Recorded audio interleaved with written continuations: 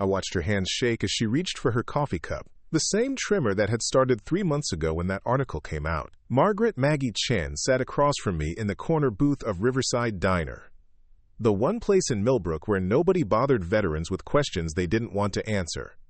But today was different.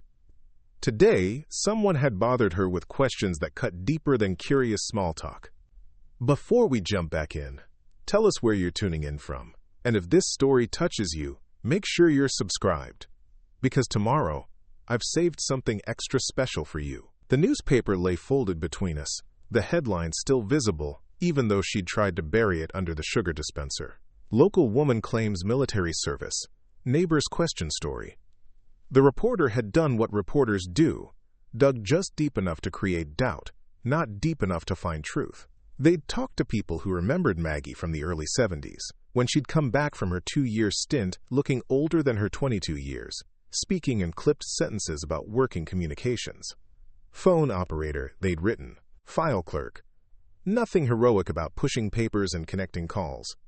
What they didn't know, what nobody in this sleepy college town knew, was that I'd served with Maggie, that I'd seen what she could do with a radio set and a prayer, that I'd watched her save lives in ways that would never make it into any newspaper, because some truths are buried so deep they'd take decades to surface. Millbrook had always been the kind of place where everyone knew everyone else's business, or thought they did. Nestled between rolling hills and the Potomac River, it was home to about 8,000 people who prided themselves on their close-knit community and their ability to spot a fake from 3 counties away.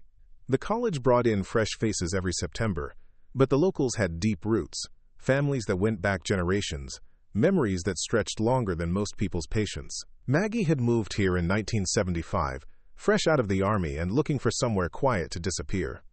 She'd bought a small house on Elm Street with money she'd saved from her service pay, kept to herself, got a job at the phone company that seemed to fit what people expected from someone who'd spent 2 years connecting calls for Uncle Sam. She was good at her work, reliable, never missed a day, never complained about the long hours or difficult customers. People respected her competence, but never thought much about where it had come from.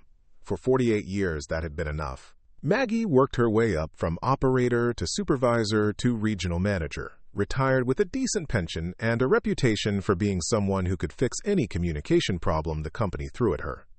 She volunteered at the library, helped with the annual Veterans Day ceremony, and kept her service record in a metal box under her bed, along with other things she didn't talk about. Then came the anniversary. The local paper was doing a series on women veterans, highlighting stories of service that had often gone unrecognized. The reporter, an eager young woman fresh out of journalism school, had approached Maggie at the grocery store, notebook in hand, and questions tumbling out faster than Maggie could deflect them. Where had she served? What was her job? Did she see combat? Could she share some stories for the piece? Maggie had tried to politely decline, the way she always did when people got curious about her past. But this reporter was persistent, and when persistence met politeness, persistence usually won. She'd agreed to a brief interview, thinking she could keep things simple, surface level, the kind of sanitized version of military service that satisfied curiosity without revealing anything that mattered. The interview had taken place on Maggie's front porch on a warm October afternoon. She'd served coffee and store-bought cookies, answered questions with the careful precision of someone who'd spent decades practicing what not to say. Yes, she'd been in the Army from 1973 to 1975. Yes, she'd worked in communications. No, she hadn't seen combat. Women weren't allowed in combat roles back then. Her job had been to operate radio equipment, relay messages, keep the communication lines open between different units. Important work, certainly, but not the kind of thing that made for exciting newspaper copy. The reporter had seemed satisfied, had thanked Maggie for her time in service, had promised to send her a copy of the article before it ran. But when the article appeared 2 weeks later, something had gone wrong. Maybe the reporter had talked to other people. Maybe she'd done additional research. Maybe she'd simply gotten information confused. The piece painted Maggie as someone who'd exaggerated her role, who'd made mundane duties sound more important than they were. It quoted anonymous neighbors who remembered her being vague about her service, who wondered why someone with such an important job would be so reluctant to talk about it. The article didn't accuse Maggie of lying outright, but it raised questions. It used phrases like unclear details and inconsistent accounts. It mentioned that attempts to verify specific assignments through official channels had been unsuccessful, though it didn't explain that many records from that era remained classified or had been lost in the National Personnel Records Center fire of 1973. The overall tone suggested mystery where Maggie would have preferred clarity, suspicion where she'd hoped for respectful privacy. The response from the community had been swift and painful. Not everyone believed the implications in the article, but enough people did to make Maggie's trips to the grocery store uncomfortable. Conversation stopped when she walked into rooms. People who'd known her for decades suddenly looked at her differently, as if they were seeing her for the first time and didn't like what they saw. The Veterans Day Ceremony Committee had awkwardly suggested that maybe this year she should just attend as a guest rather than help with organizing. I'd found out about the article 3 days after it ran, when my daughter called me from Richmond where she worked as a nurse. She'd seen it online, had recognized Maggie's name from the stories I'd told over the years about my time in the service. The stories I could tell, anyway. The ones that weren't still locked away in filing cabinets, marked with security classifications that would outlive us all. I'd driven up to Millbrook that same day, finding Maggie's house after asking directions from a gas station attendant who'd looked at me strangely when I'd mentioned her name. The house was smaller than I'd expected, neat and tidy with a garden that showed the attention of someone who had time to care about growing things. She'd answered the door after I'd knocked 3 times, looking through the peephole first with the caution of someone who'd learned that unexpected visitors weren't always welcome. Recognition had dawned slowly across her face, 50 years collapsing into a moment of shared memory. I'd gotten older, grayer, heavier around the middle, but apparently I still looked enough like the young sergeant who'd worked alongside her in places that didn't exist on any map for her to remember. She'd invited me in without question, the way soldiers do when they recognize one of their own, and we'd spent 2 hours talking around the edges of things we couldn't say directly, sharing coffee, and the comfortable silence of people who'd survived something together. That conversation had led to others. I'd started coming up to Millbrook once a week, officially to visit the local historical society for research on a book I was writing about the war. Actually to spend time with someone who understood the weight of carrying secrets that grew heavier with age. We'd developed a routine, meeting at the diner where the coffee was strong, and the waitresses had learned not to interrupt conversations that looked important. Today's conversation felt different, though. The article had been out for 3 months now, and the initial wave of gossip had settled into something worse, the kind of persistent doubt that follows people around like smoke. Maggie had stopped volunteering at the library after one too many uncomfortable encounters with people who looked at her like she was a puzzle they couldn't solve. She'd quit the Veterans Day Committee entirely when the chairman had suggested, with elaborate politeness, that perhaps her involvement might be, quote, controversial, given the recent questions about her service record. The worst part wasn't the suspicion, though that was painful enough. The worst part was that Maggie had started to doubt herself, not about what she'd done. She knew exactly what she'd done, but about whether it had mattered. 50 years of keeping quiet about classified operations had a way of making you wonder if the things you'd kept quiet about had been worth the silence. When the only proof of your service was locked in government files that might never be declassified, when the people who could vouch for you were either dead or bound by the same security oaths that kept you quiet, it was easy to start feeling like maybe you really had imagined the whole thing. But I remembered. The first time I'd met Maggie, at a briefing that didn't officially exist for an operation that wouldn't appear in any history books. I remembered watching her work, the way she could pull signals out of static that would have been impossible for anyone else to hear, the way she could identify enemy communication patterns from fragments of conversation that lasted seconds. I remembered the night she'd intercepted the transmission that changed everything. The night that proved women could do more than answer phones and type reports. The night that saved lives in ways that would never be publicly acknowledged. Maggie looked up from her coffee cup, her eyes meeting mine across the table. She'd aged well, I thought, better than most of us who'd carried the weight of that war for half a century. Her hair was silver now instead of the black I remembered, pulled back in a neat bun that reminded me of the regulation style she'd worn back then. Her face showed the lines that came from decades of careful expression, the look of someone who'd learned to guard her reactions the way other people guarded their valuables. You know what the hardest part is? she said, her voice barely above a whisper. It's not that they don't believe me. It's that I'm starting to wonder if what I did really mattered, if saving those lives was worth all these years of silence. I reached across the table and covered her hand with mine, feeling the slight tremor that never quite went away, the one that had started during those long nights hunched over radio equipment, straining to hear voices in the static that might mean the difference between life and death. It mattered, Maggie. It all mattered. She nodded, but I could see the doubt still there, the kind that settles into your bones after years of keeping secrets that feel more like burdens than honors. Outside the diner window, Millbrook went about its business. People walking past who had no idea that one of their neighbors had once been the most important person in a war that was still classified, still secret, still buried under layers of bureaucracy and national security. The bell above the diner door chimed, and I looked up to see Tom Bradley walking in. Tom owned the hardware store downtown, had lived in Millbrook his entire life, knew everybody and their business going back 3 generations. He was also one of the people quoted in that damned article, one of the anonymous neighbors who'd expressed doubt about Maggie's story. He spotted us immediately, his expression shifting from neutral to uncomfortable when he recognized Maggie. For a moment, I thought he might turn around and leave. Instead, he walked over to our table, stopping a few feet away with the awkward posture of someone who wanted to be anywhere else, but couldn't figure out how to get there gracefully. He nodded to me, then looked at Maggie with the kind of expression people use when they're trying to be polite, while harboring suspicions they can't quite voice. "Maggie," he said, his voice carefully neutral. "How are you doing?" "I'm fine, Tom," she replied, her own voice steady, despite the tension I could feel radiating from her across the table. "How's the store?" "Good, good. Busy season, you know. People getting ready for winter." He shifted his weight from one foot to the other, clearly wanting to end the conversation but unable to figure out how. "Listen, Maggie, about that article." "What about it?" I asked, my voice probably sharper than it needed to be. Tom looked at me with the wariness of someone who'd suddenly realized he might be in deeper water than he'd intended to wade into.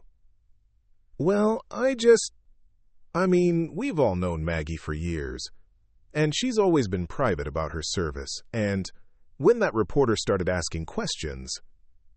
He trailed off, looking increasingly uncomfortable. I didn't mean anything by what I said. I just thought it was odd, you know?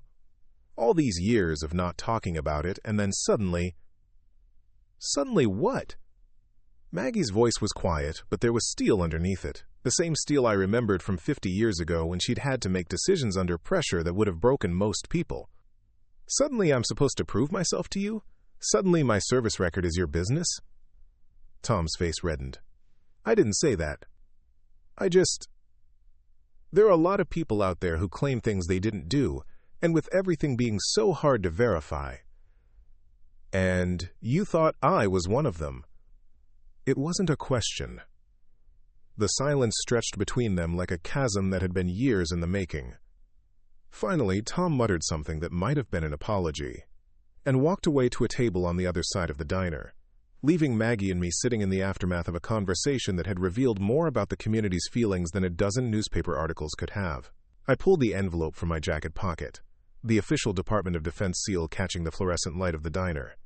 Maggie's eyes fixed on it immediately, recognizing the weight of government correspondence the way former military personnel always do. Her coffee cup stopped halfway to her lips. "What is that?" she asked, though something in her voice suggested she already knew it was important. "This arrived at my house yesterday," I said, sliding the envelope across the table. "It's addressed to you, but they sent it to me because I was your last known contact in the system. Apparently your security clearance officer kept better records than we thought." Maggie set down her cup with deliberate care, her hands steadier now than they'd been all morning. She picked up the envelope, turned it over in her fingers, examining the postmarks and official stamps with the thoroughness of someone who'd spent years handling classified materials. The return address was Pentagon, Department of Defense, Office of Declassification Review. 50 years, she whispered. They said it would be 50 years before any of it could see daylight. Times change, wars end. Secrets get old enough that they stop being dangerous. I watched her face as she processed what this might mean. The Cold War's been over for 30 years, Maggie. The operations we ran, the intelligence we gathered. Most of it's historical curiosity now, rather than national security risk. She looked around the diner, making sure Tom Bradley and the handful of other customers weren't paying attention to our conversation. Old habits from the intelligence world die hard, even when you're sitting in a small-town restaurant discussing things that might finally be safe to discuss. Her fingers traced the edge of the envelope like she was reading Braille. "I'm scared to open it," she admitted. "What if it's just paperwork? What if it doesn't prove anything? What if 50 years of keeping quiet was for nothing?" "There's only one way to find out." Maggie took a deep breath and carefully opened the envelope, using her butter knife to slice through the top edge with surgical precision. Inside were several documents, official letterhead visible even from across the table. She unfolded the first page, her eyes scanning the text with increasing intensity. I watched her expression change from uncertainty to surprise to something that might have been relief. "They're declassifying Operation Nightingale," she said, her voice barely audible. "All of it. The intercept stations, the signal intelligence, oh my God, they're releasing the mission reports." She looked up at me, her eyes bright with tears she was trying not to shed. "They're finally going to tell people what really happened at Firebase Delta, what we really did there." I reached across and took her hand. "Read the rest." The second document was a formal letter from the Secretary of Defense, acknowledging the declassification of materials related to Operation Nightingale, and recognizing the personnel who had participated in what was now being described as critical intelligence operations that significantly impacted the conclusion of hostilities in Southeast Asia. Maggie's name was listed prominently among the communications specialists whose work had been instrumental to the operation's success. But it was the third document that made her gasp audibly. It was a copy of a commendation that had been filed in 1974 but never presented, never processed, never acknowledged, due to the classified nature of the operation. The Distinguished Intelligence Medal, awarded for "extraordinary heroism and outstanding service in the collection of intelligence information under hazardous conditions." The citation detailed how specialist Margaret Chen had intercepted and decoded enemy communications that had revealed a planned offensive against multiple Allied positions, intelligence that had been used to prevent what Pentagon analysts estimated would have been significant casualties. "I never knew," she whispered. "They never told us about any commendations. We just did our jobs and came home." The fourth document was the one that would change everything. It was a detailed, declassified report of the night that had changed the war, the night Maggie had done something that everyone said was impossible, the night she had intercepted live enemy communications during an active operation and provided real-time intelligence that had saved lives in ways that were only now being acknowledged. I watched her read through the technical details, seeing the memories play across her face as she relived that night 50 years later. The report described how Specialist Chen had detected anomalous radio traffic while monitoring routine communications channels, how she had recognized patterns in the seemingly random transmissions, how she had worked for 6 hours straight to decode what turned out to be coordination signals for a multi-pronged attack on Allied positions. "The attack on Hill 937, she said suddenly. "The one that never happened. The one where intelligence reports said the enemy had just changed their minds about launching an offensive. They didn't change their minds. You stopped them." Maggie stared at the document, her finger tracing the lines of text that finally, officially, acknowledged what she'd done. According to the report, her intercept and analysis had provided 12 hours advance warning of the attack, allowing Allied forces to reinforce their positions and coordinate a counteroffensive that had disrupted enemy operations for weeks afterward. Conservative estimates suggested her actions had prevented hundreds of casualties. "I remember that night," she said, her voice distant with memory. "I was working the late shift, monitoring the standard frequencies, when I started picking up these burst transmissions on a channel that was supposed to be unused. They were short, maybe 2 or 3 seconds each, but they were coming in patterns. Regular intervals, specific timing sequences." She paused, lost in the recollection of details that had been classified for 5 decades. "Nobody else thought it was important. My supervisor said it was probably atmospheric interference, maybe solar flare activity affecting the ionosphere. But something about the pattern felt deliberate, felt human. So I started recording everything. mapping the transmission times, trying to figure out if there was a code. The diner around us had faded into background noise.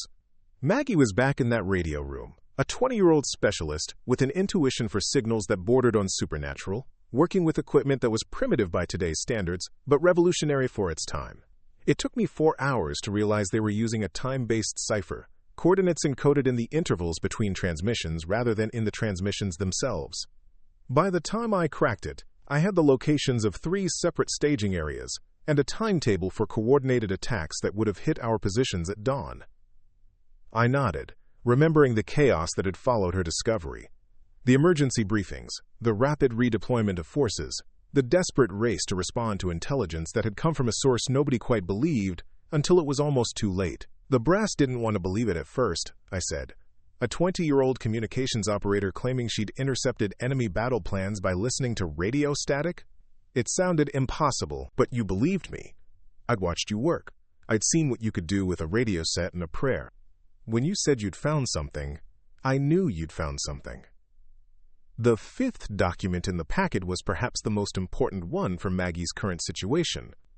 It was a letter from the current Chief of Army Intelligence, written specifically to address situations where veterans of classified operations might face questions about their service records.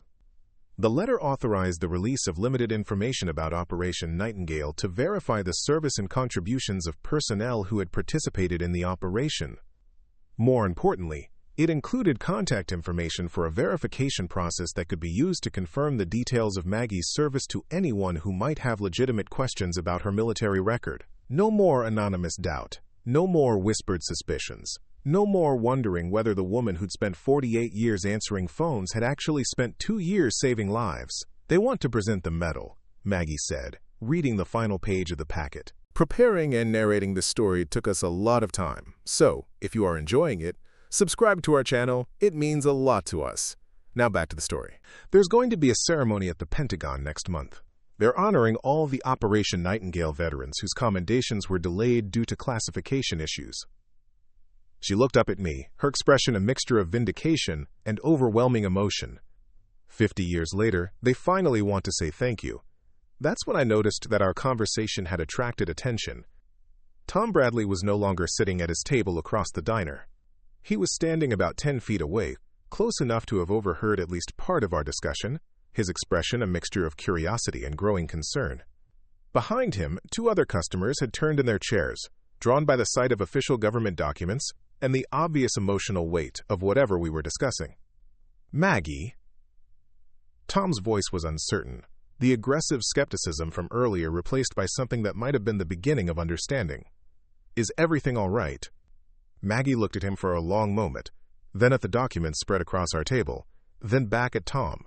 I could see her making a decision, weighing 50 years of careful silence against the opportunity to finally set the record straight.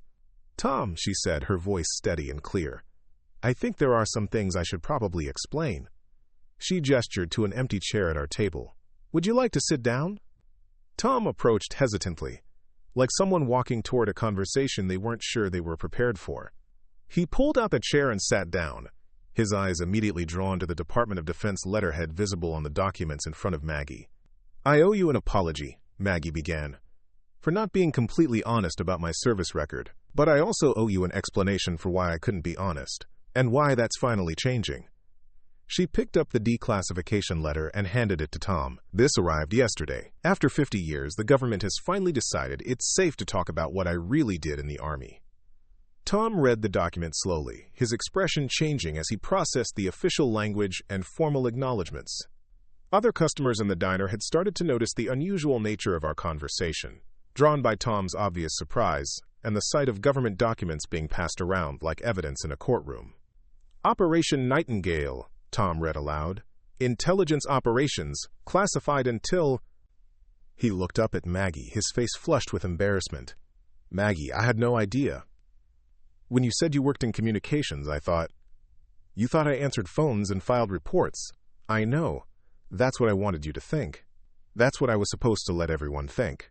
Maggie took back the document and selected another one from the pile, the commendation letter with its formal acknowledgement of her contributions to preventing casualties. She handed it to Tom, watching his face as he read through the citation. "The night they're talking about in that letter," she said. "I intercepted enemy communications that revealed a planned attack on 3 Allied positions. The intelligence I provided was used to prevent what Pentagon analysts estimated would have been significant casualties. Conservative estimates suggested hundreds of lives were saved because of information I gathered while sitting in a radio room, listening to static, and recognizing patterns that nobody else believed were there." Tom's hands were shaking slightly as he held the document. Around the diner, conversations had stopped as other customers realized something significant was happening at our table. The afternoon crowd was small but attentive, and in a town like Millbrook, news traveled faster than gossip. "But why couldn't you tell us?" Tom asked. "All these years, why did it have to be a secret?" "Because that's how classification works," I said, speaking for the first time since Tom had joined our conversation. "When you work on operations that involve national security, you take an oath to keep that information secret until the government decides it's safe to release it. For some operations, that might be 10 years. For others, it might be 50. For some, it might be never." I gestured to the documents on the table. Maggie kept her oath for 50 years. She never broke her security clearance, never revealed classified information, never put national security at risk by trying to prove what she'd done. She carried the weight of her service in silence because that was what her country asked her to do. Tom nodded slowly, beginning to understand the magnitude of what Maggie had carried for half a century. "So when that reporter started asking questions, when people started doubting your story, I couldn't defend myself without breaking the oath I'd taken," Maggie finished. "I couldn't prove what I'd done without revealing information that was still classified. All I could do was endure the suspicion and hope that someday the truth would come out." The diner had gone completely quiet now. Every customer, every employee was listening to our conversation with the rapt attention of people witnessing something historic. Word would spread through Millbrook within hours, but for now, this small group of people was getting the first glimpse of a truth that had been hidden for 5 decades. "There's more," Maggie said, picking up the final document in the packet. "They want to present the Distinguished Intelligence Medal that was recommended 50 years ago, but never awarded due to the classified nature of the operation. There's going to be a ceremony at the Pentagon next month." She looked around the diner, making eye contact with each person who was listening. "For 50 years, I've been carrying the names and faces of people who lived because of work I did in a radio room in Southeast Asia. Men and women who came home to their families because I was able to provide 12 hours advance warning of an attack that would have caught them unprepared. I've never been able to talk about them, never been able to honor their memory publicly, never been able to explain why their survival mattered more to me than my own reputation." Her voice grew stronger as she continued, fed by 5 decades of suppressed pride and vindication. "I spent 2 years intercepting enemy communications, analyzing signal patterns and providing intelligence that helped keep Allied forces alive. I worked 18-hour shifts in a radio room that was barely larger than a closet, listening to static and voices speaking languages I didn't understand, looking for patterns that might mean the difference between life and death for people I'd never meet." Tom was crying now, tears streaming down his face as the full weight of what he'd unknowingly participated in hit him. Around the diner, other people were having similar reactions. The realization that they'd spent months doubting someone who had sacrificed more for her country than most people could imagine. "Maggie," Tom said, his voice thick with emotion, "I'm so sorry, we all are. We had no right to question your service, no right to doubt your story. We should have trusted you. We should have known that someone who'd given as much to this community as you have wouldn't lie about something like military service." Maggie reached across the table and took his hand. "You didn't know because you weren't supposed to know. The system worked exactly the way it was designed to work. Information stayed classified until it was safe to release, and people like me kept quiet until we were free to speak." She looked around the diner again, addressing everyone who was listening. "But now you do know. Now you understand that when veterans tell you they can't talk about certain aspects of their service, it might not be because they're hiding something shameful. It might be because they're protecting something sacred. It might be because they've carried secrets so important that revealing them could have put other people's lives at risk." The silence that followed was profound, filled with the weight of revelation and the sound of a community recalibrating its understanding of someone they'd thought they knew. Outside the diner windows, Millbrook continued its daily rhythm, unaware that one of its longtime residents had just been revealed as a hero whose story had been 50 years in the telling. Finally, Tom spoke again, his voice barely above a whisper. What can we do? How can we make this right? Maggie smiled for the first time all day, the expression transforming her face and revealing glimpses of the young woman who'd sat in that radio room decades ago, listening for voices in the static that might save lives. You can remember, she said simply. You can remember that heroes don't always announce themselves. Sometimes they work quietly, in the background, doing jobs that look ordinary but matter more than anyone realizes. Sometimes they carry their courage in silence, waiting for the day when it's finally safe to let it show. She gathered the documents carefully, folding them back into their proper order and returning them to the envelope that had changed everything. And you can remember that the next time someone's story doesn't quite add up, the next time you hear about a veteran who's vague about their service or reluctant to share details, there might be very good reasons for that reluctance.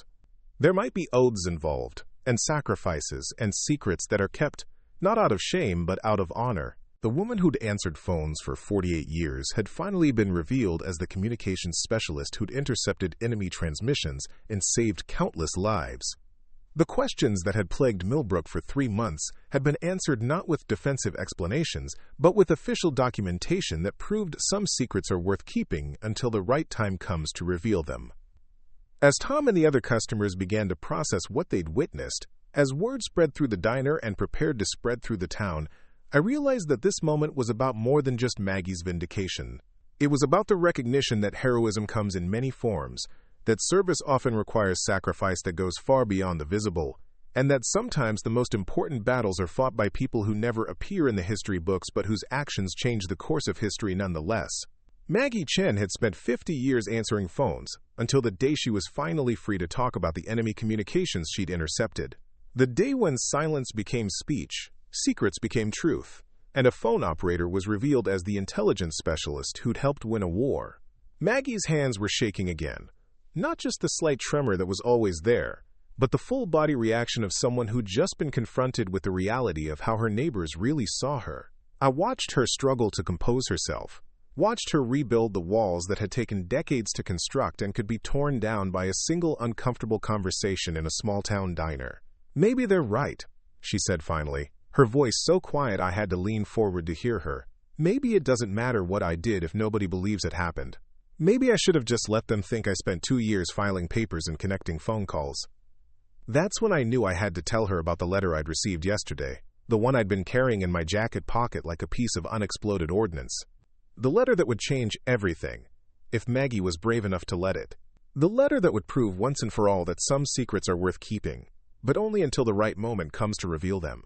But first I needed to remind her of who she really was, of what she'd really done, of the night when a 20-year-old communications specialist had changed the course of a war by doing something that everyone said was impossible. I needed to take her back to Firebase Delta, to the radio room where she'd worked miracles with frequency dials and antenna arrays, to the moment when the impossible became inevitable, and a young woman proved that heroes don't always carry rifles. The war had been different then, fought in shadows and silence, with victories that couldn't be celebrated and defeats that couldn't be acknowledged.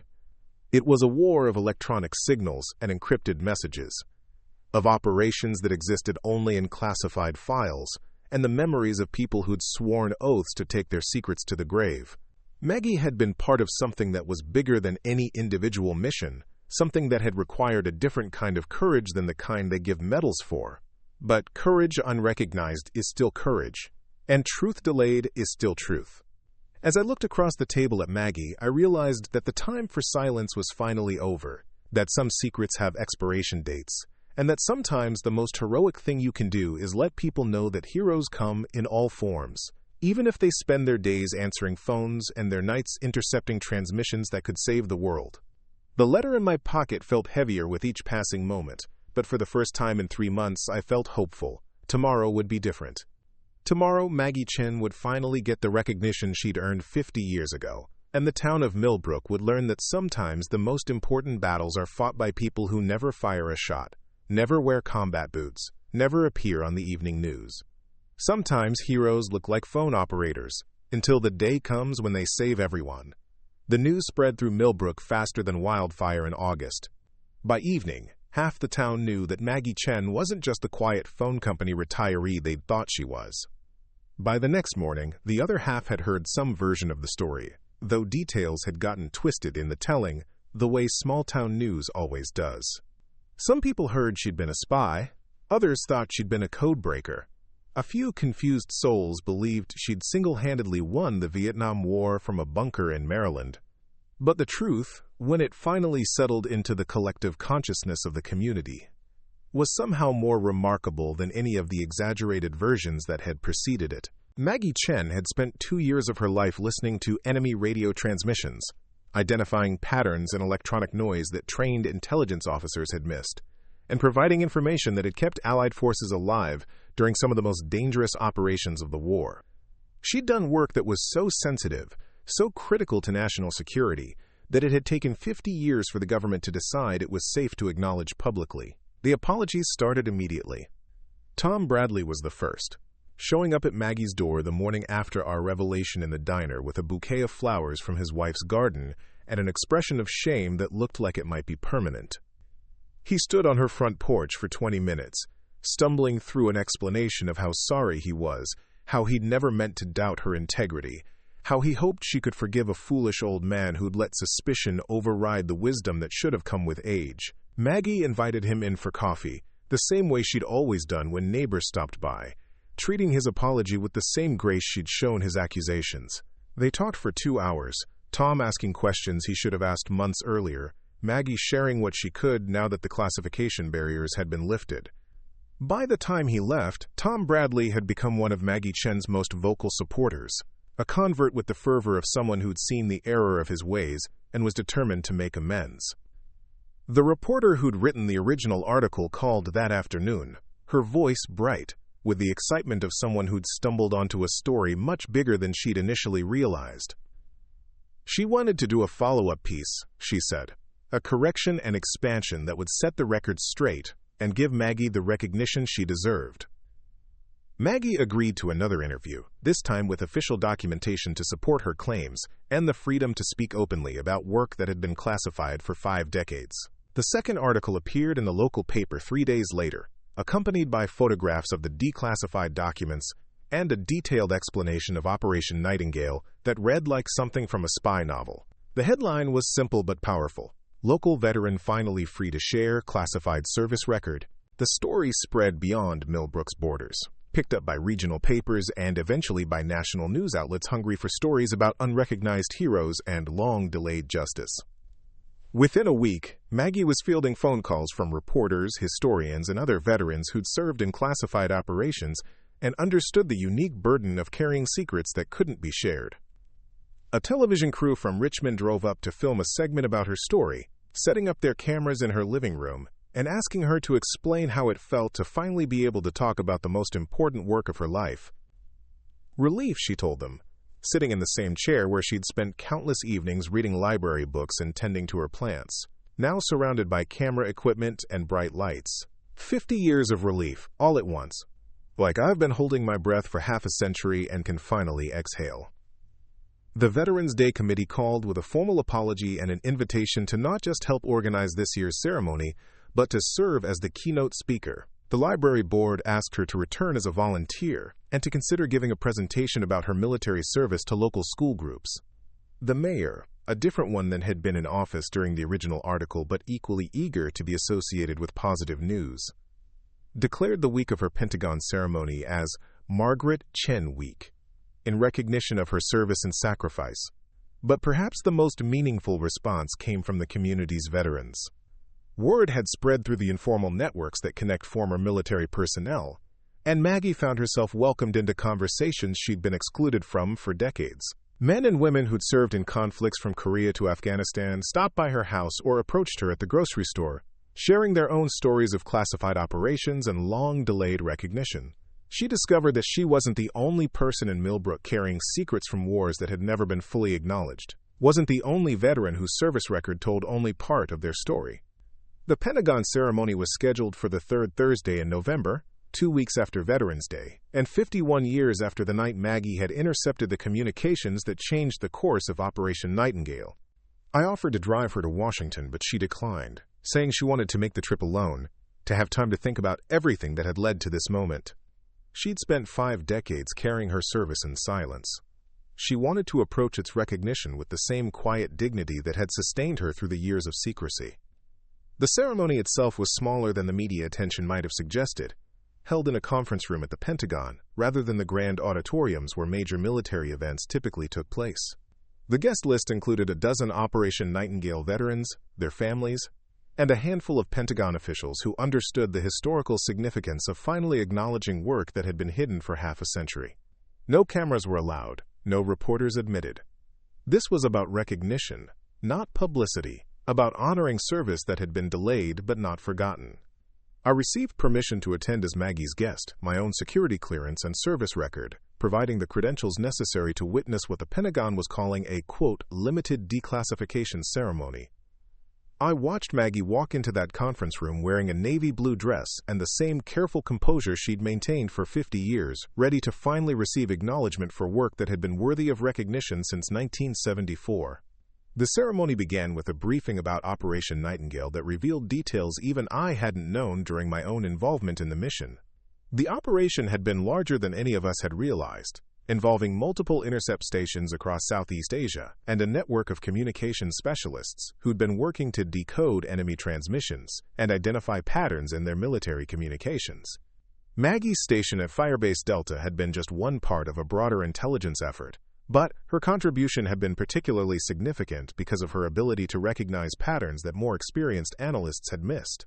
The military official conducting the briefing, a colonel whose own chest displayed ribbons from conflicts spanning 3 decades, explained that Operation Nightingale had been classified not just because of the sensitive nature of the intelligence work, but because the techniques developed during the operation had continued to be used in subsequent conflicts. The methods Maggie and her colleagues had pioneered for intercepting and analyzing enemy communications had evolved into systems that were still in use by modern intelligence services, still protecting American forces in conflicts around the world. The work you did, the colonel said, addressing the assembled veterans, didn't end when you came home. The techniques you developed, the protocols you established, the understanding you gained about enemy communication patterns, all of that became part of the foundation for intelligence operations that continue to save lives today. Your service didn't just matter in 1974. It matters now. When they called Maggie's name, she walked to the front of the room with the same measured pace I remembered from 50 years earlier, when she'd approached problems with calm determination and refused to be rattled by pressure or complexity.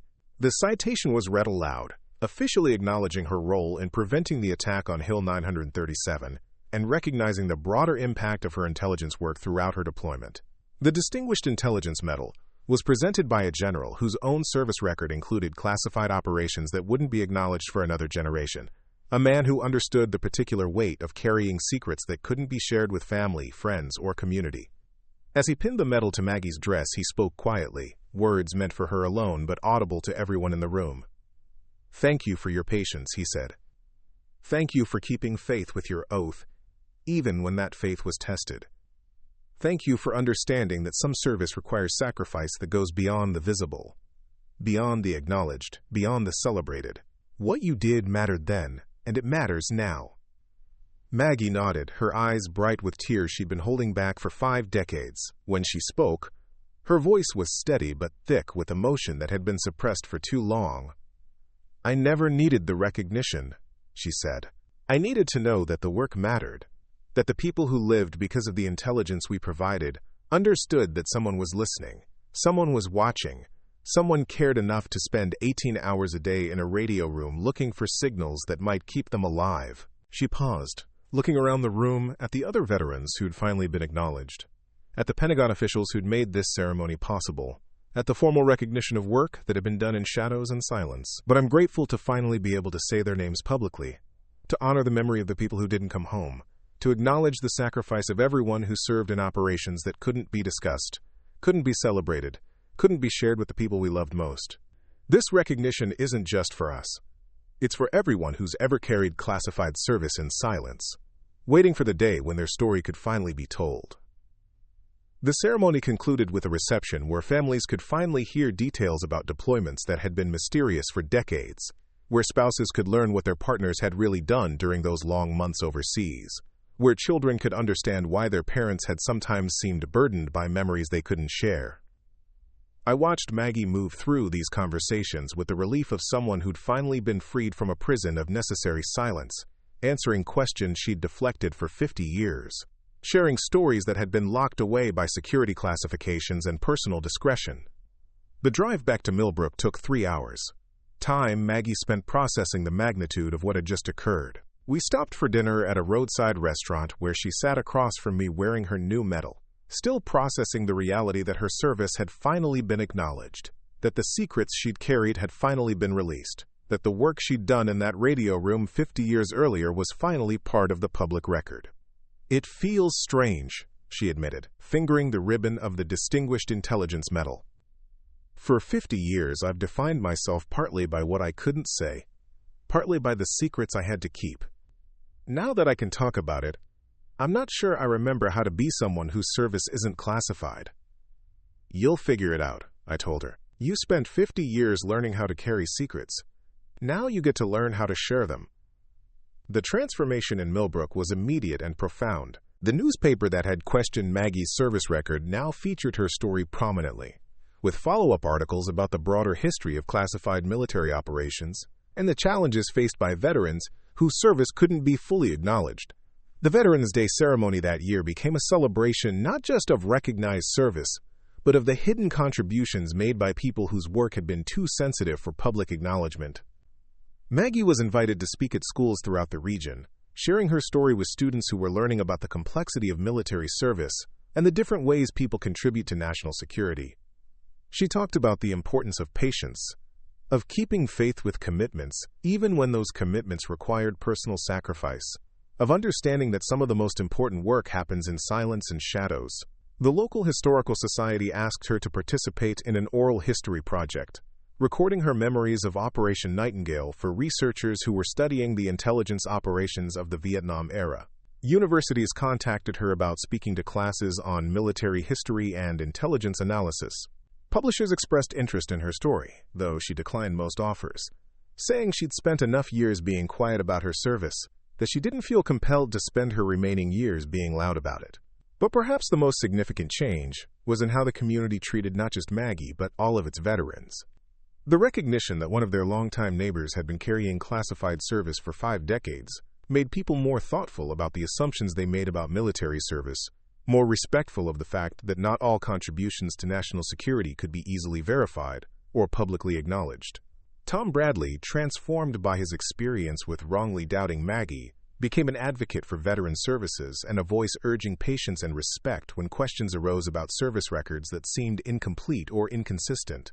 The Veterans Day Committee expanded its mission to include recognition of classified service and intelligence operations, acknowledging that some military contributions couldn't be detailed publicly, but deserved recognition nonetheless.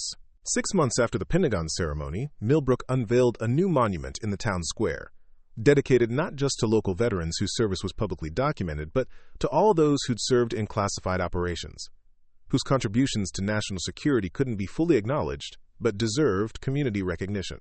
The inscription read simply, "To those who served in silence, whose courage was classified, whose sacrifice was secret, whose service protected us all." Maggie was invited to speak at the dedication, standing before a crowd that now understood the difference between secrecy born of shame and secrecy born of honor, between reluctance to discuss service because it was fabricated and reluctance to discuss service because it was classified. Her remarks were brief but powerful, reflecting the measured wisdom of someone who'd spent 50 years learning the value of both silence and speech. "Military service takes many forms," she told the assembled crowd. "Some soldiers carry rifles, some fly planes, some drive tanks. Some sit in radio rooms listening to static, looking for patterns that might mean the difference between life and death for people they'll never meet. Some work in offices analyzing intelligence that can't be shared for decades. Some serve in operations so sensitive that their families never learn the details of what they did." She paused, looking around at faces that had once viewed her with suspicion, but now showed only respect and understanding. All of that service matters. All of it deserves recognition. But sometimes that recognition has to wait until it's safe to provide it. Until the security concerns that required secrecy have been resolved. Until the techniques and methods developed during classified operations are no longer sensitive. The delay doesn't diminish the service.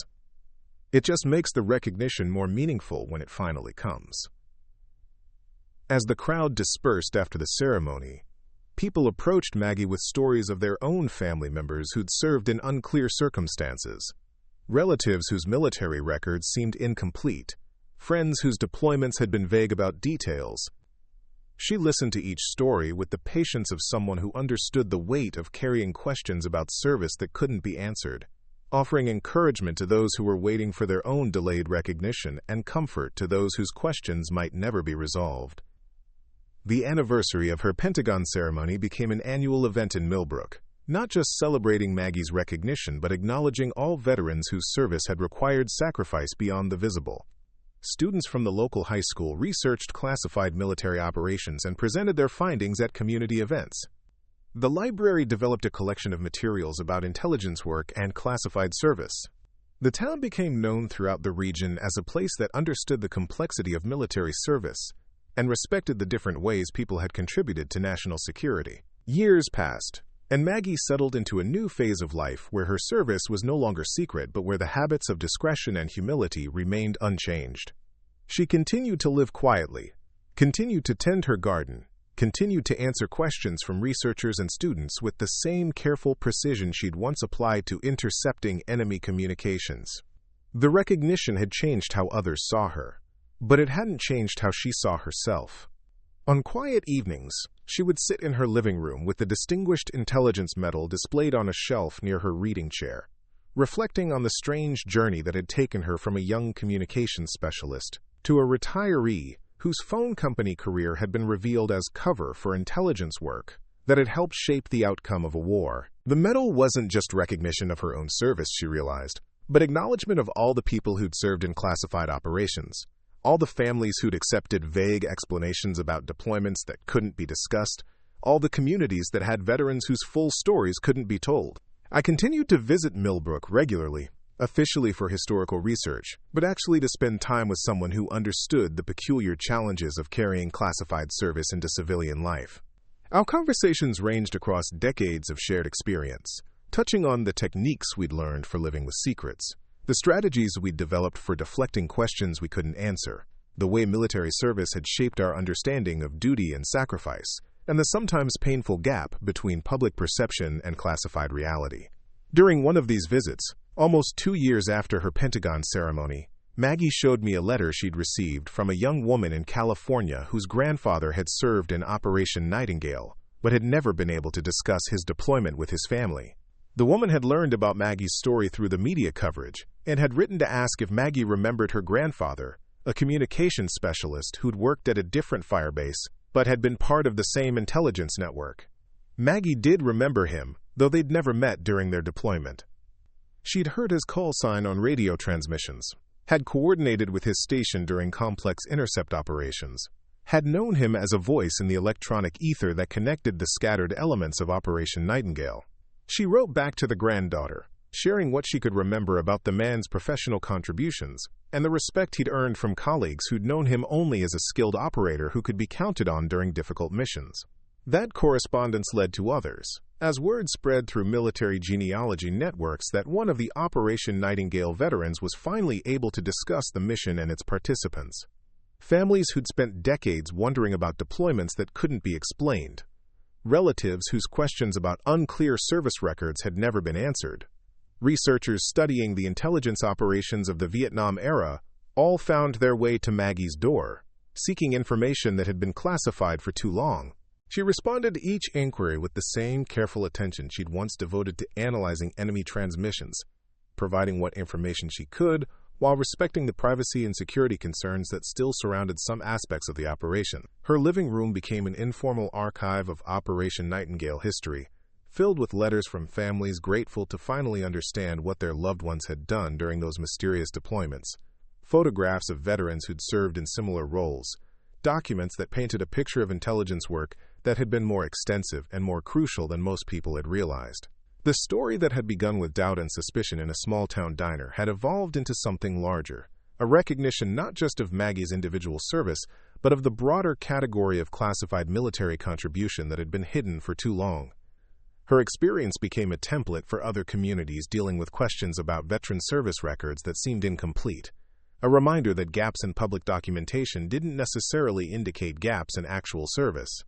Schools throughout the region began teaching units about classified military operations and the challenges faced by intelligence personnel who couldn't discuss their work.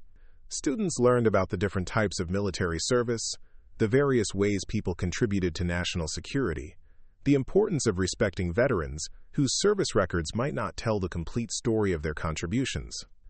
The questions that had once divided Millbrook became lessons that educated a new generation about the complexity of military service and the various forms that heroism could take.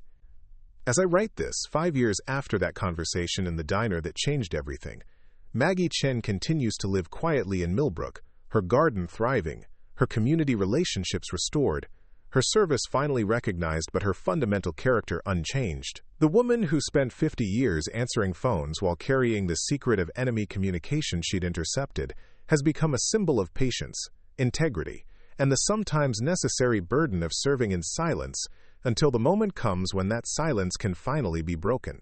Her story reminds us that heroes don't always announce themselves, that some of the most important contributions to our safety and security are made by people whose work can't be immediately acknowledged, whose sacrifice can't be publicly celebrated, whose courage is measured not in moments of visible bravery, but in decades of quiet service and patient waiting for recognition that may never come. Margaret Chen intercepted enemy communications that saved countless lives, carried classified secrets for 50 years, and endured community doubt about service that couldn't be proven until the government decided it was safe to reveal the truth. She represents every veteran whose service was more complex than their public record suggested. Every intelligence specialist whose work was too sensitive for immediate acknowledgement. Every person who accepted the burden of carrying important secrets until the time came when those secrets could finally become history. Sometimes the most heroic thing you can do is answer phones for 50 years, knowing that you once intercepted communications that changed the course of a war but unable to tell anyone about it until the day when classified becomes declassified, secrets become history, and a phone operator is finally revealed as the intelligence specialist who helped save the world. 10 years had passed since that afternoon in Riverside Diner, when everything changed, and Maggie Chen had become something she'd never expected to be, a teacher.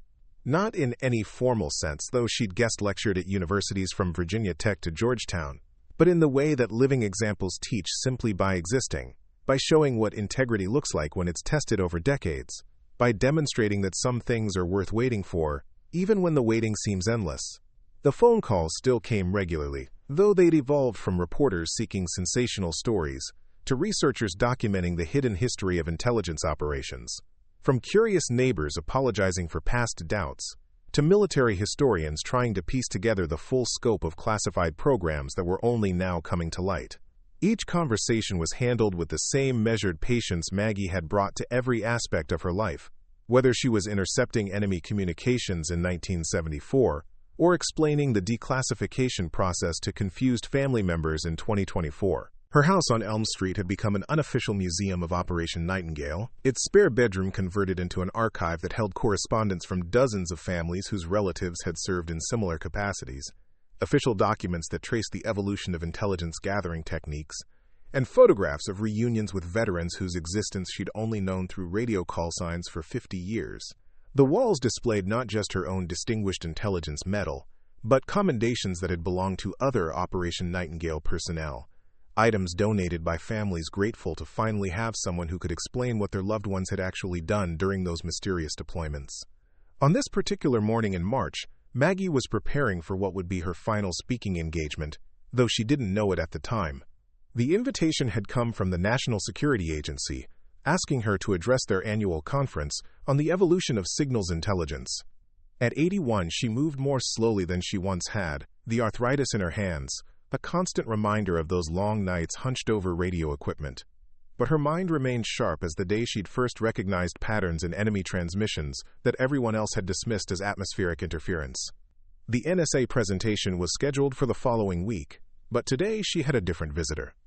Dr. Elena Rodriguez from American University had driven up from Washington to conduct what she was calling a, quote, comprehensive oral history interview for a book about women in intelligence work during the Cold War.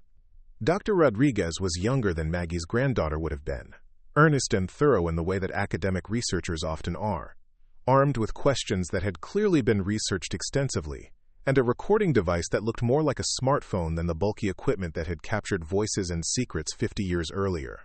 They settled in Maggie's living room, surrounded by the accumulated artifacts of a life that had finally been allowed to surface after decades of enforced obscurity.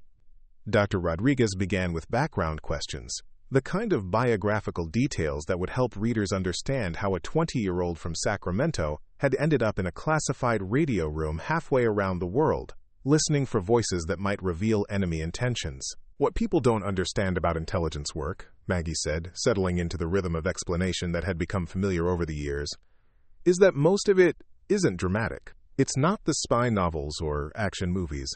It's hours and hours of listening, of analyzing, of looking for patterns in data that might not mean anything or might mean everything. It's the kind of work that requires patience more than courage, attention to detail more than physical bravery." She paused, her fingers unconsciously tracing the arm of her chair, a gesture I'd noticed she made whenever she was accessing memories from that era. "But when you do find something, when you recognize a pattern that reveals enemy intentions or locate a signal that provides tactical intelligence, the impact can be enormous. Lives saved, operations protected, strategic advantages gained. The challenge is that you might never know the full extent of that impact. You intercept a transmission, analyze the content, pass the intelligence up the chain, and then you wait for the next transmission. You don't usually get to see how the information is used or what consequences follow from your analysis." Dr. Rodriguez leaned forward, clearly fascinated by this glimpse into a world that remained largely hidden despite decades of declassification efforts. "How did you handle the isolation of that kind of work? The fact that you couldn't discuss what you were doing with anyone outside your immediate unit. You learned to find satisfaction in the work itself, rather than in recognition for the work," Maggie replied. "You develop relationships with your colleagues that are deeper than most civilian friendships, because you're sharing something that can't be shared with anyone else. You learn to trust your own judgment about what matters and what doesn't, because there aren't many external validation mechanisms for classified operations." She gestured toward the archive room, where boxes of correspondence testified to connections that had taken 50 years to fully develop. What I didn't expect was how meaningful it would become to finally be able to talk about it. Not just the recognition, though that was important, but the ability to help other families understand what their relatives had done, to contribute to the historical record of operations that had been invisible for too long. The interview continued for 3 hours, covering technical details about signal interception techniques, personal anecdotes about life at Firebase Delta, and broader reflections on the role of intelligence work in modern warfare. Dr. Rodriguez was particularly interested in the psychological aspects of classified service, the ways that keeping secrets for decades had affected not just Maggie's relationships with others, but her relationship with her own past. "There were times when I wondered if I was remembering things correctly," Maggie admitted. "When you can't talk about experiences, when you can't reference them in conversation or verify details with other people, they start to feel almost dreamlike." The declassification documents weren't just vindication in the eyes of the community. They were confirmation for me that what I remembered had actually happened, that the work I'd done had been real and significant. As Dr. Rodriguez packed up her equipment and prepared to leave, she asked one final question that seemed to surprise even herself with its directness. "Do you have any regrets about the path your life took? About spending 50 years keeping quiet about some of the most important work you'd ever done?" Maggie considered the question seriously, as she always did when asked to reflect on choices that had shaped decades of her life. "No regrets about keeping the oath I'd taken or maintaining security protocols that were designed to protect ongoing operations.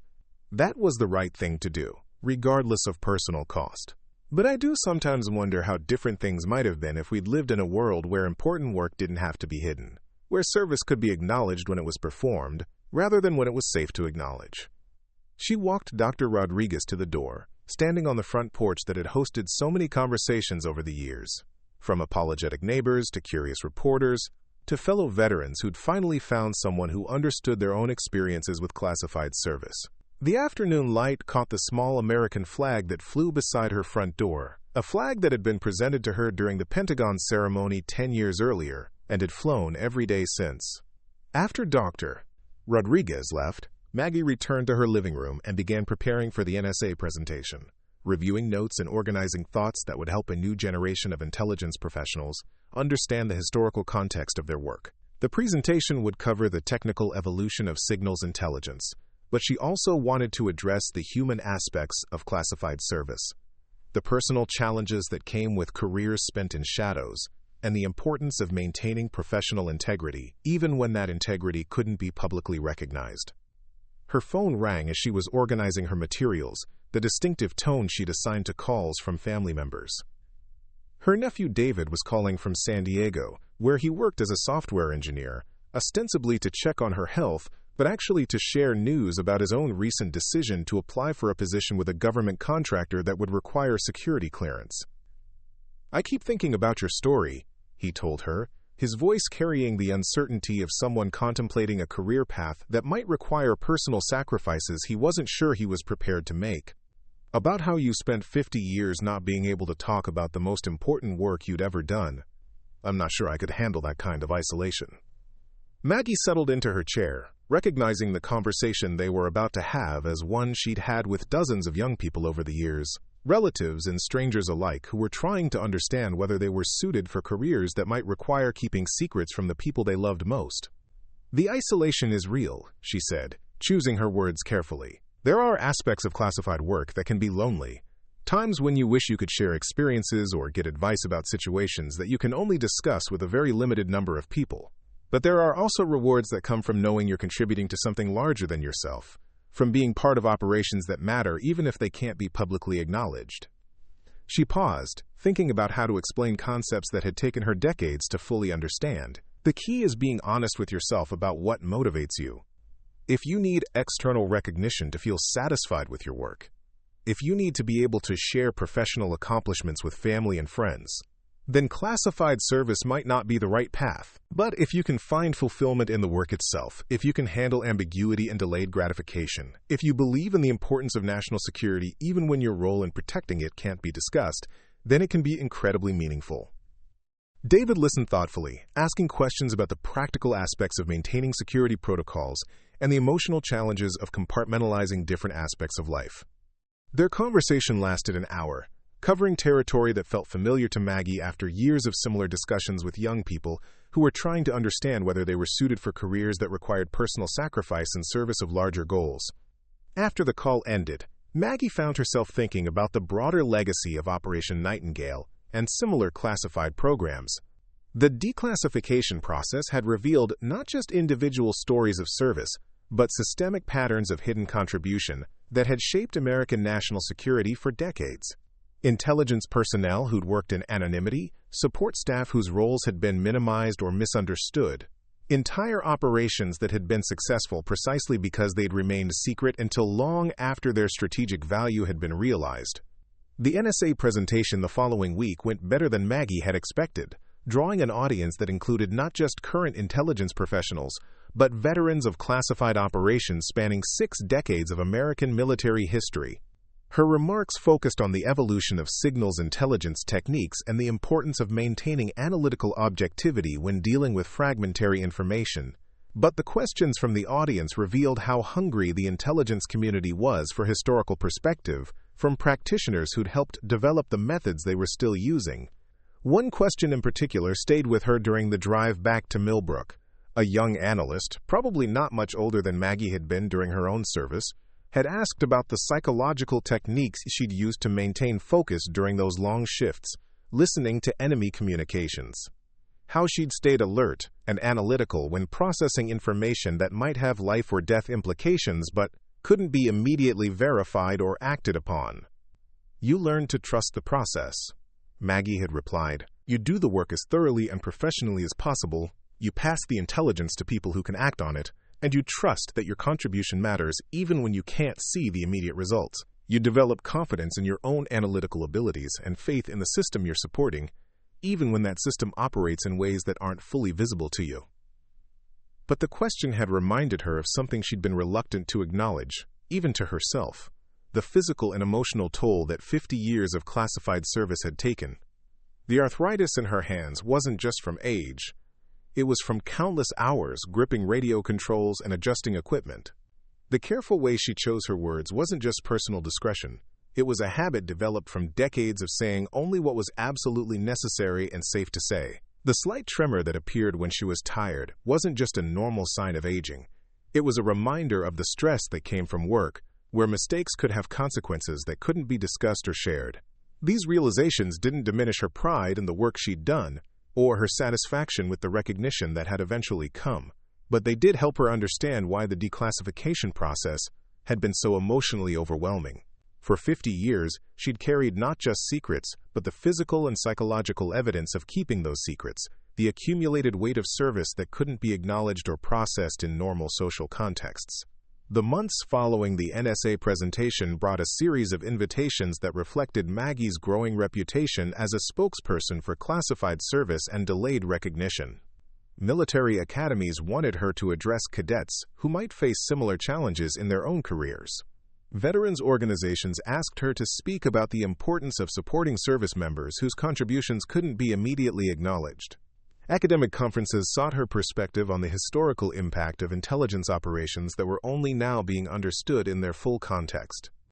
She accepted most of these invitations, viewing them as opportunities to educate people about aspects of military service that were often misunderstood or overlooked. But she also began to feel the weight of being a representative figure for an entire category of hidden service, the pressure of speaking not just for her own experience, but for thousands of veterans whose stories might never be declassified or acknowledged.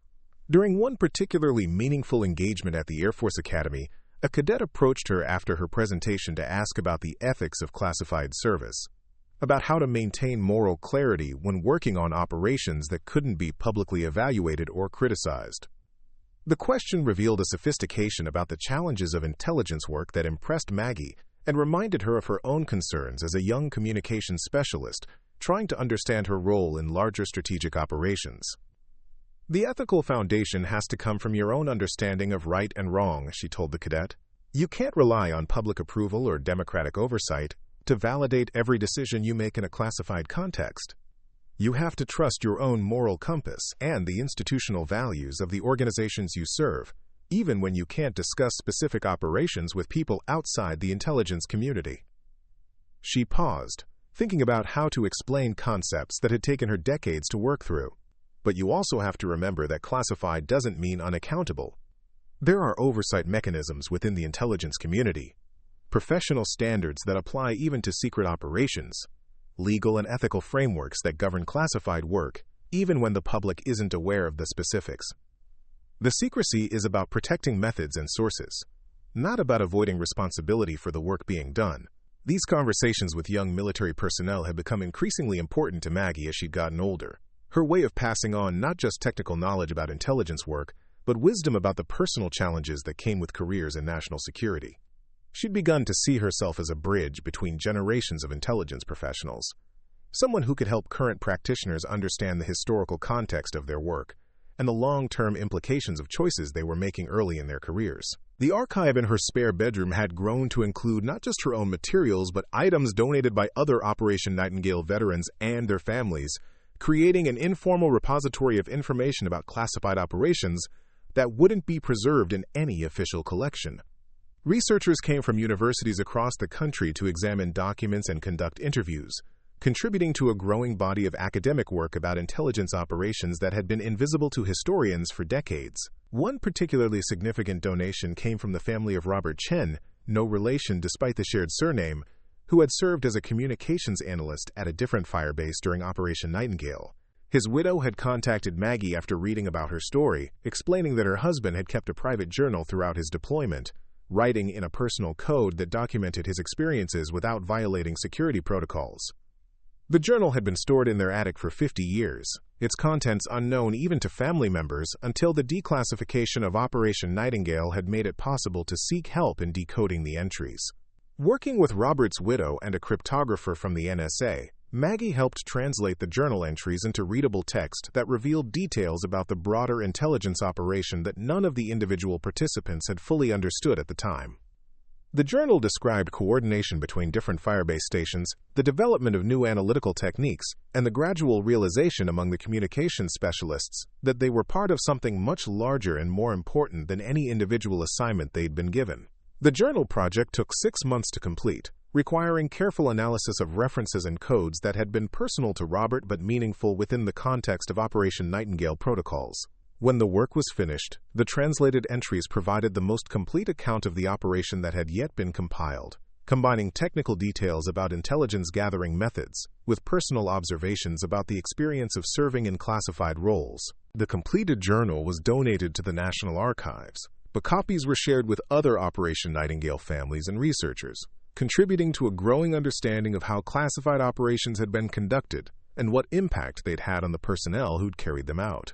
For Maggie, the project represented the kind of collaborative remembering that had become possible only after declassification, the opportunity to piece together experiences that had been fragmented by security requirements and the passage of time. As word spread about the journal project, other families began contacting Maggie with similar materials, items that had been preserved but never understood, documents that gained meaning only within the context of declassified operations. Her house became a gathering point for people trying to understand classified service that had been carried in silence for decades, relatives seeking to honor family members whose contributions had been hidden, researchers documenting the human cost and strategic value of intelligence operations that were finally being acknowledged. The work was emotionally demanding as well as intellectually challenging. Each family story revealed the ripple effects of classified service, the ways that secrecy requirements had affected not just the veterans themselves but their spouses, children, and broader families. Marriage relationships strained by unexplainable absences and uncommunicative homecomings. Children who'd grown up understanding that their parent had served in the military but never knowing what that service had actually involved. Extended families who'd harbored questions about deployments that seemed inconsistent with official records or public acknowledgments. Maggie found herself serving as counselor as well as historian, helping people process emotions that had been suppressed or confused for decades. Adult children finally understanding why their father had been reluctant to discuss his military service. Widows learning that their husband's vague references to communications work had actually described intelligence operations that had been crucial to American security. Siblings discovering that their brother's modest description of his Army job had understated contributions that were only now being recognized as historically significant. These conversations reinforced Maggie's understanding of how classified service affected entire families and communities, not just the individuals who'd taken security oaths. The declassification process wasn't just about recognizing individual contributions. It was about healing relationships that had been damaged by necessary but painful secrecy, about allowing families to finally understand experiences that had shaped their loved ones in ways they'd never been able to explain. On her 82nd birthday, Maggie received a letter that summarized everything she'd been trying to accomplish through her post-declassification advocacy work. It came from Jennifer Walsh, the granddaughter of Andrew Walsh, one of the 7 men whose names had been mentioned in the original Daniel Cole story that seemed so long ago now. Jennifer explained that her grandfather had also served in classified operations, different ones from Operation Nightingale, but subject to the same security restrictions and long-term secrecy requirements. Reading about your experience helped our family understand what grandfather might have gone through, Jennifer wrote. He never talked about his service, and we always assumed it was because he didn't want to relive difficult memories.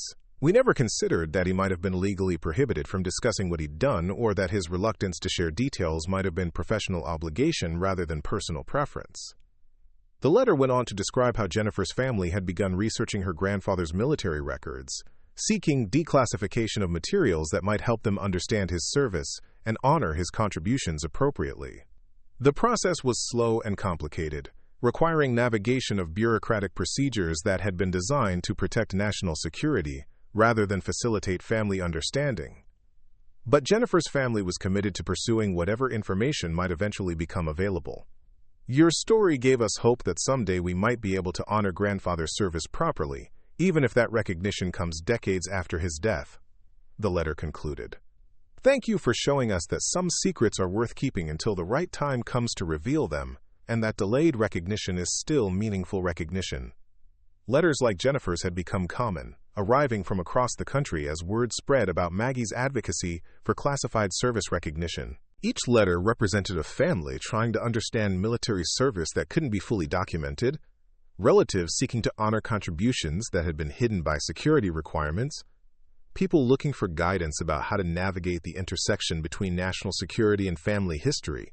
Responding to these letters had become one of Maggie's most important retirement activities, her way of helping other families avoid the isolation and confusion that she'd experienced during her own decades of enforced silence. She provided practical advice about declassification procedures, emotional support for people dealing with questions that might never be answered, and historical context that helped families understand the broader strategic importance of intelligence operations that had been conducted in secrecy. The correspondence had also connected her with a network of veterans and family members who were advocating for broader declassification of intelligence operations and better support for personnel who'd served in classified roles. This informal network shared information about bureaucratic procedures, lobbied for legislative changes that would facilitate family access to service records, and provided mutual support for people dealing with the unique challenges of classified service and delayed recognition. Through this network, Maggie learned about similar stories of delayed recognition that were playing out across the country. Veterans whose classified service was finally being acknowledged decades after the fact. Families finally learning the truth about deployments that had been mysterious for generations. Communities discovering that longtime residents had contributed to national security in ways that couldn't be publicly acknowledged until security concerns had been resolved. These stories reinforced her conviction that her own experience with delayed recognition was part of a larger pattern of classified service that was finally being understood and acknowledged. The declassification of Operation Nightingale hadn't been an isolated event. It was part of a broader historical process that was revealing the hidden dimensions of American military and intelligence operations, spanning multiple decades in conflicts. As autumn arrived in Millbrook, Maggie began experiencing the health problems that had been building gradually over several years. The arthritis in her hands had worsened to the point where typing letters required significant effort. The fatigue that had once appeared only after long days now persisted through normal activities. Her doctor, a young woman who'd grown up in Millbrook and remembered the community's initial skepticism about Maggie's service claims, recommended reducing her travel schedule and limiting the speaking engagements that had become such an important part of her later life. The diagnosis, when it came, was not unexpected but still difficult to process. The decades of stress associated with classified service, combined with the normal effects of aging, had taken a toll that could no longer be ignored or managed through willpower alone. Her time for actively advocating for classified service recognition would be limited, but the foundation she'd built through her correspondence, her archive, and her network of fellow veterans and family members would continue the work she'd started.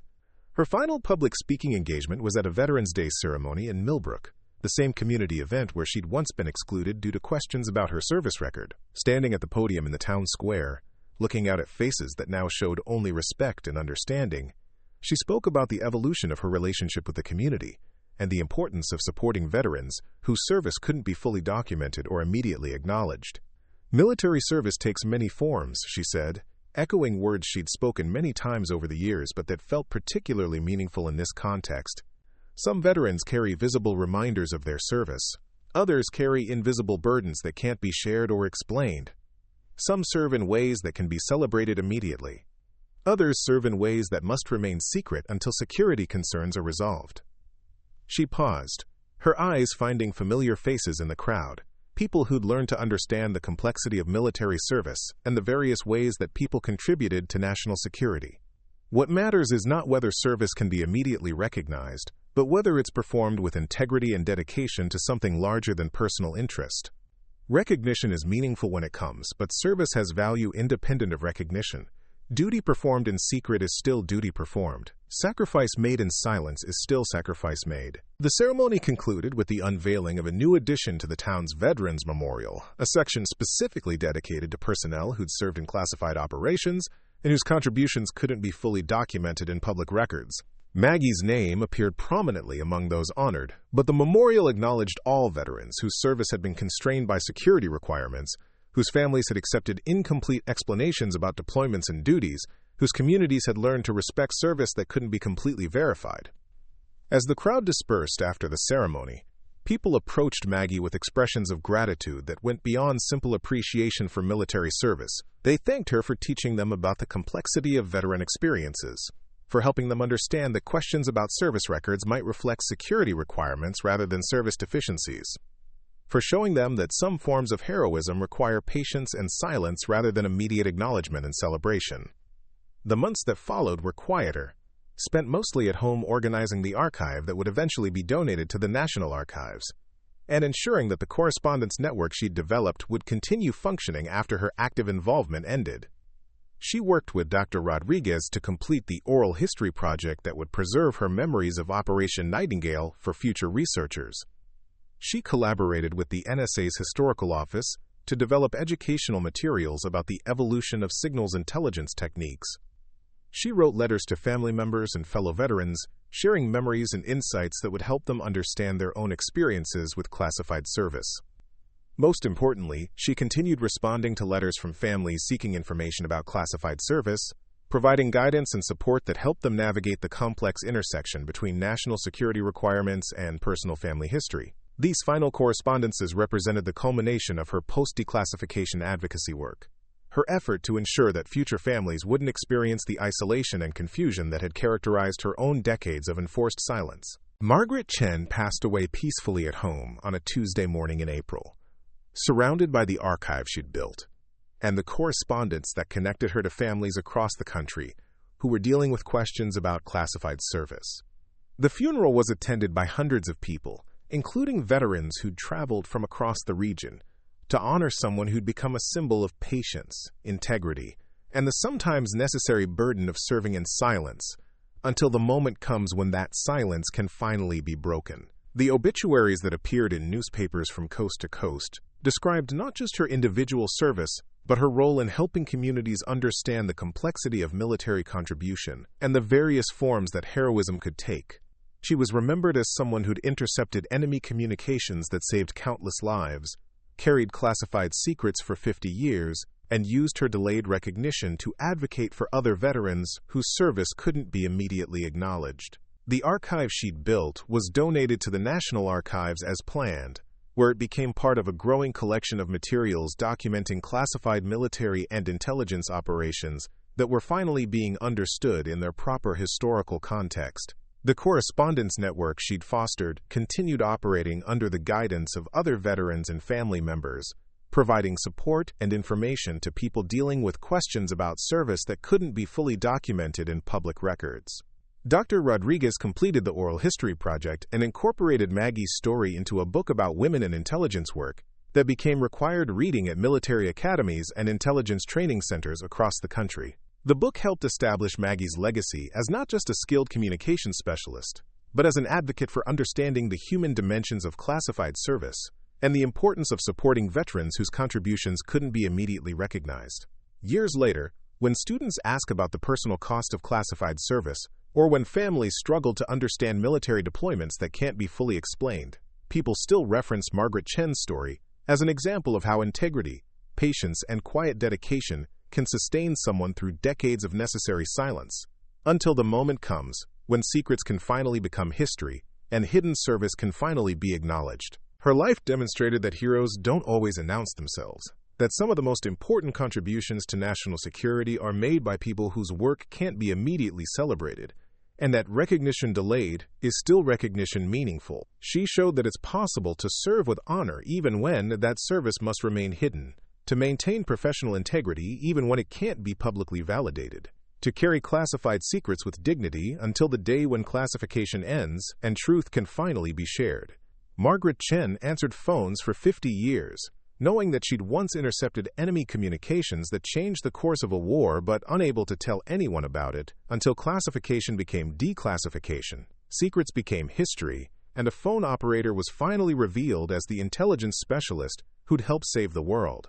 Her story reminds us that some forms of heroism require silence, that some sacrifices can't be immediately acknowledged, and that sometimes the most important service is performed by people whose courage is classified until the moment comes when it can finally be celebrated.